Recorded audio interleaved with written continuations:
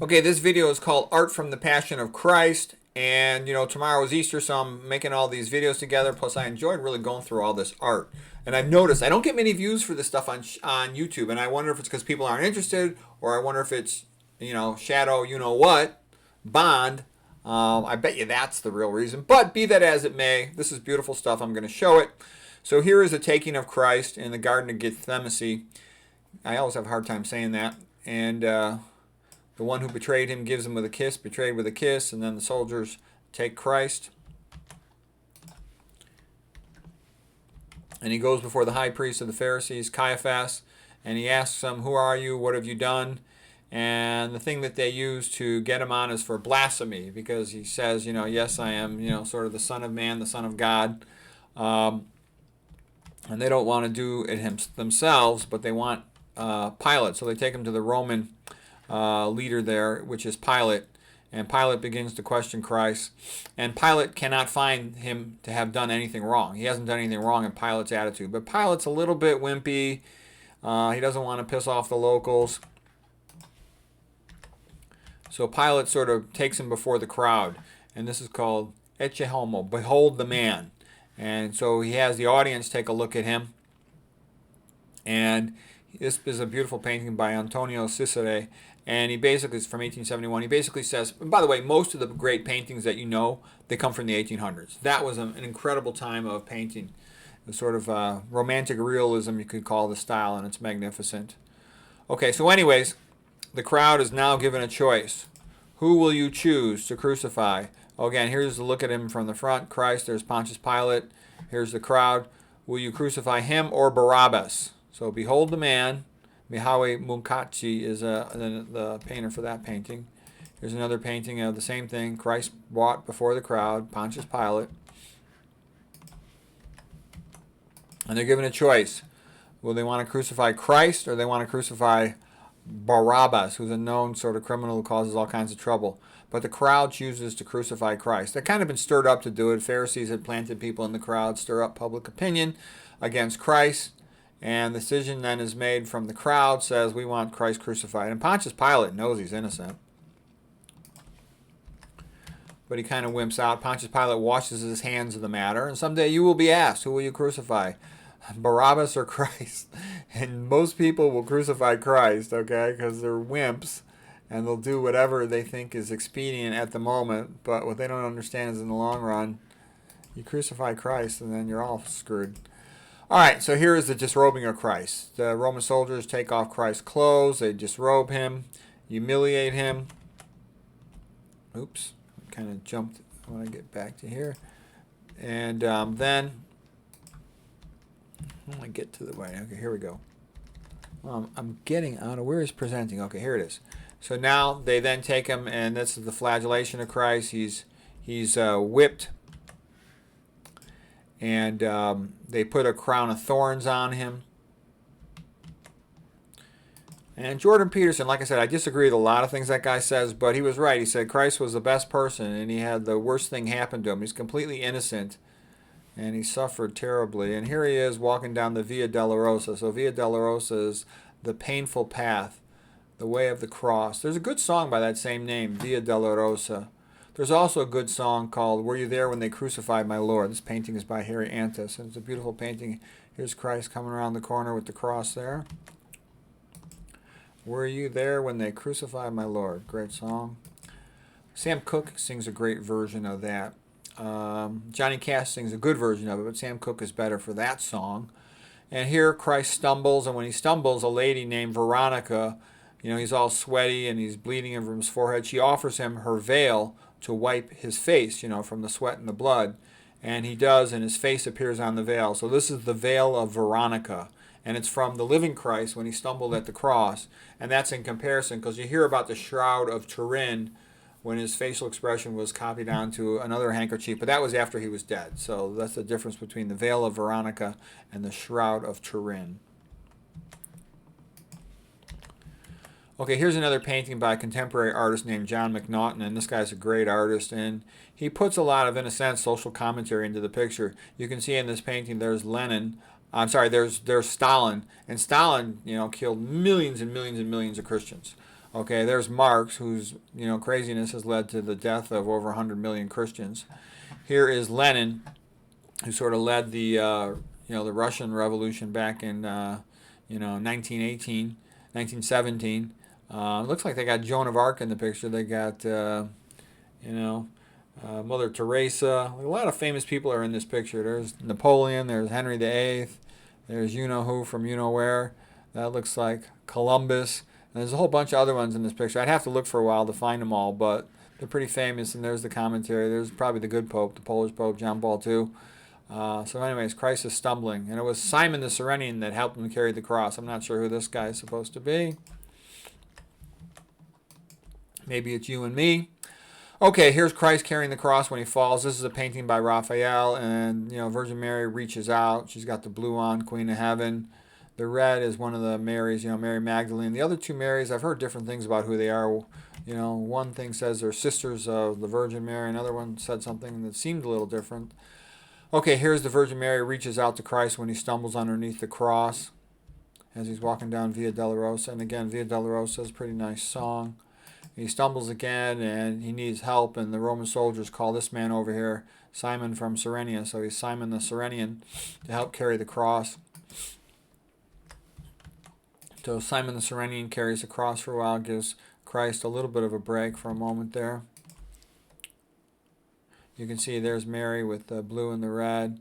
Okay, there's the other Marys. That's the Virgin Mary.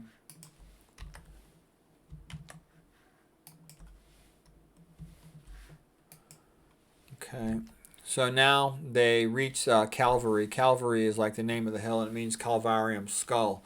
The skull hill, also called Golgotha. And this is a giant painting. It's like 100 feet long, done by this Polish artist, Jan Stajka. And this has sort of been called the Polish Sistine Chapel.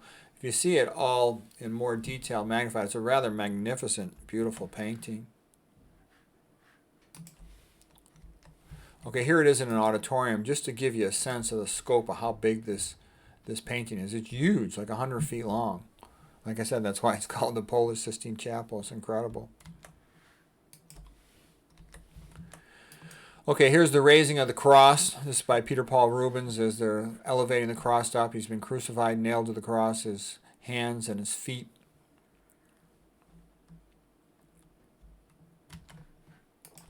They're getting ready to send the thieves up next to him. Okay, so here's the raising of the cross. This one by James Tissot. So here's Christ on the cross now. Mary's fainted.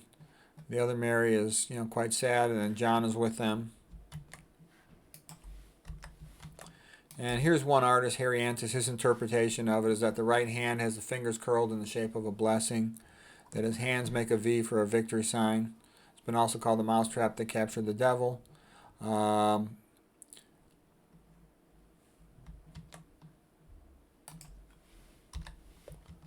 Here is Jacopo Tintoretto's painting of the crucifixion. Rather extraordinary. They're starting to raise one of the thieves. There's a good thief and the bad thief, one on each side of them. This is Adoration of the Trinity by Albrecht Dürer. He was a German artist from the Renaissance who was also great at making wood carvings. And it's the Trinity because, again, God the Father right behind him and the Holy Spirit above, and the symbol of the dove. Okay, and usually you'll have like the regular people on the ground, then you'll have the saints and whatnot, and the heavenly people right here. And you'll have more perhaps angels above.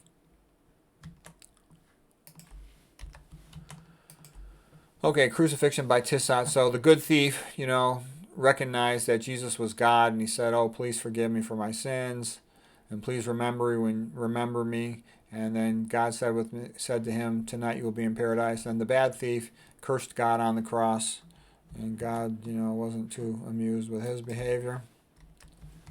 Okay, here's an interesting painting by Andrea Mantegna in 1450. And this is Longinus, the Roman centurion soldier. He had a long spear, and he actually went on to pierce Christ in the side. And from that wound, Christ bled, and that wound, the blood from that wound, went into the Holy Grail that's thought to have, almost magical powers for healing. The Roman soldiers played dice to gamble for his remaining clothes. The skull of Adam is at the foot of the cross, Golgotha, Skull Mountain, and these are all the Marys, Mary the Virgin, Mary Magdalene, and then her sisters. Here's a painting of the crucifixion, this one by Mihały Munkacy, and now you can see there's the thief on each side of him, the good thief over there, and then the bad thief over here.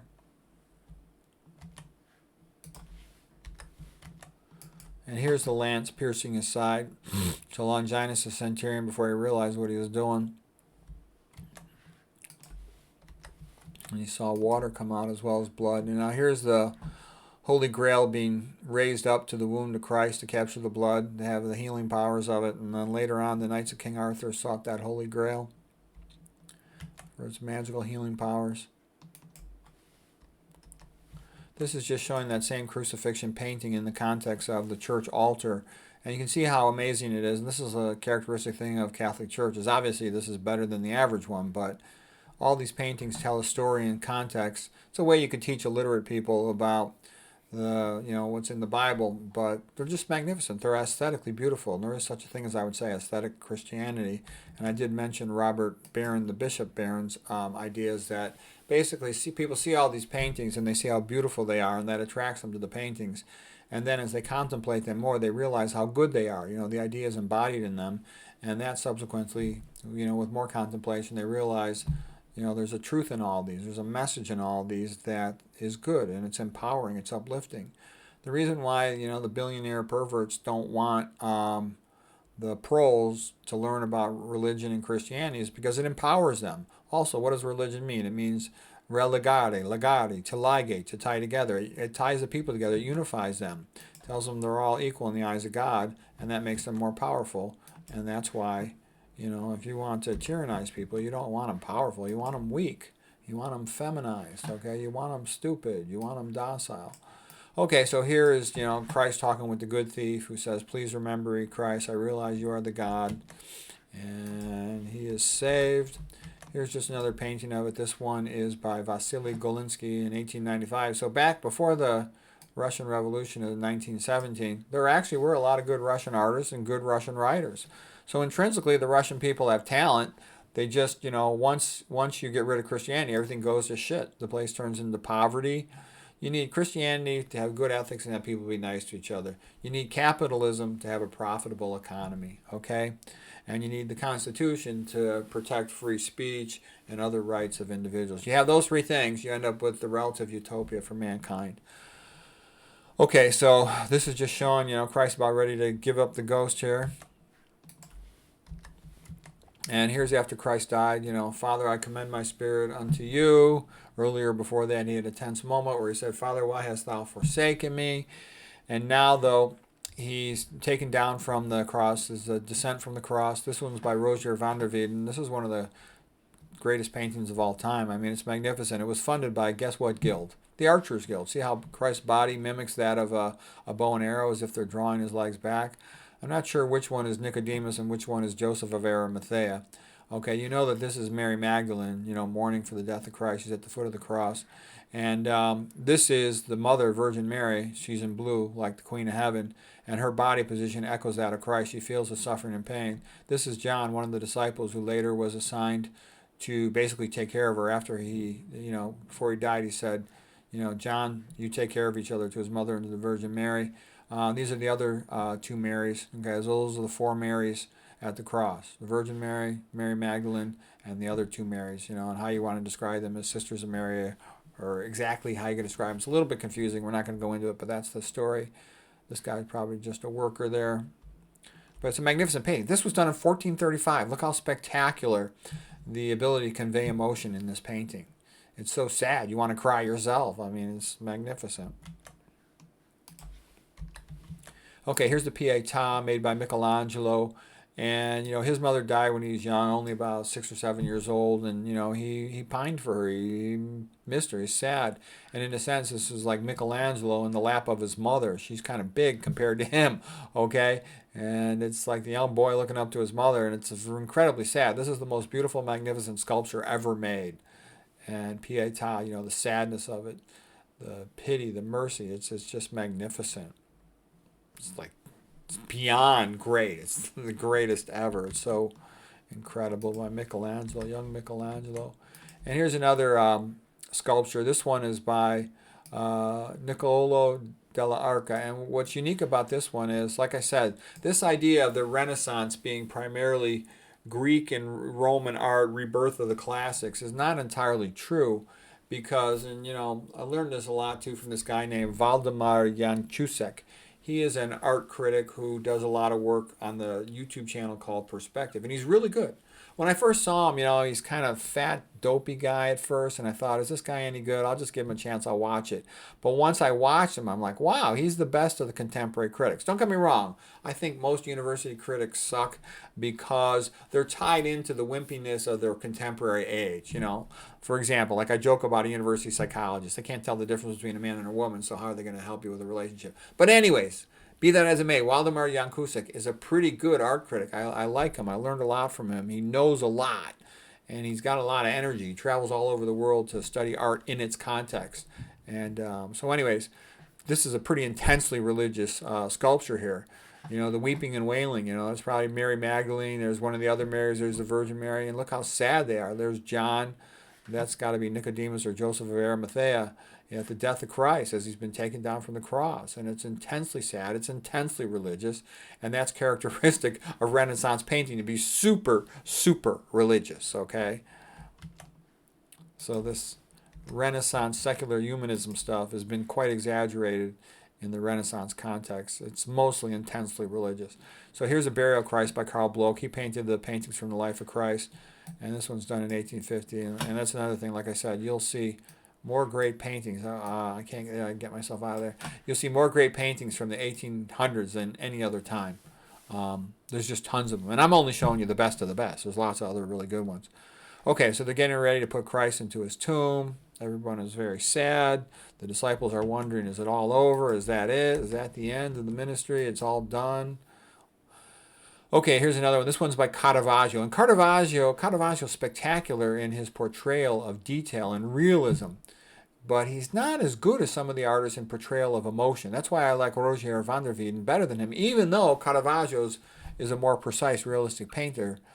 Roger van der Weyden and Botticelli even, they're better able to evoke emotion. But Caravaggio's still a magnificent genius. He's the greatest painter of the 1600s.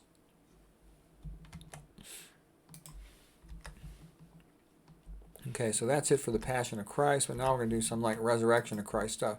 There's a story that's been called the Harrowing of Hell. Other people say he didn't go to hell, he just went into limbo, kind of like purgatory, and he helped free the souls from there or speed up their ability to get to heaven. There's a lot of controversy about whether or not hell even exists, and some people say a true loving God would never even have a hell. And then other people say it wasn't really in the Bible, it's never really in the Bible, that it was just written into the Bible. There's other people who say, well, you need to have a hell to get people to be good. There's other people who say, well, anybody who completely rejects God deserves to be in hell. What is hell? Hell is life without God, life without Christ. So I'm not going to get into all of those, but I do think there's more merit than one thinks for that idea of hell doesn't really exist. But I don't quite know how it all works. Like I said, I can't, understand simple things on this planet. How am I going to understand a complex thing beyond it? But be that as it may, here's just one of the paintings of the Resurrection by Andrea Mantegna, Christ stepping out of the tomb. Here's a painting of the Resurrection by Mikhail Nestorov. I think he's another one of these Russian artists. And like I said, the Russian artists, they made a lot of really good paintings and good books before the commies took over and destroyed everything and ruined artistic creativity and declared them to be talking monkeys rather than humans with a soul. Okay, here's a painting of the Resurrection of Christ. This one's by John McNaughton, and he's the contemporary artist. This guy's great. He's the best of the contemporary artists for religious themes. He's magnificent. So it's a rather spectacular painting, and those are the two angels. The stone has been railed away. He's exited the tomb. Here's a painting of the Resurrection by Noel Koipa from 1700. Again, very nice painting. Mary Magdalene was the first one to see Christ after he was resurrected, and at first she thought he was the gardener. She didn't realize it was Christ.